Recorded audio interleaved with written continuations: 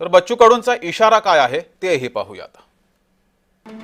आपण तिथं जायचं नाही तर सरकारलाच इथं बोलवायचं, हा इशारा आहे।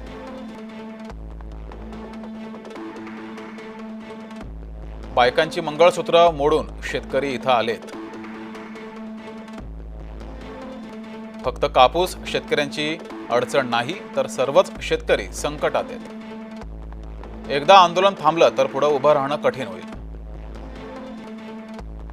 परत जाऊ नका, एक गेला तर काय होईल असा विचार करू नका, असंही बच्चू कडू यांनी म्हटलंय।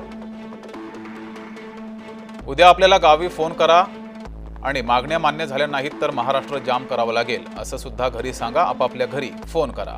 गरज भासली तर विमान वाहतूक आणि जवळून जाणारी रेल्वे वाहतूकही थांबवू, असाही इशारा बच्चू कडू यांनी दिलाय। पंजाब दिल्लीच्या धर्तीवर आंदोलन होईल, कितीही दिवस लागले तरी चालतील। नागपुरात आमचे देवाभाऊ आहेत, नितीन भाऊ आहेत, संघ आहे। भाजपला दया आली नाही तर संघाला नक्कीच येईल असंही म्हटलंय।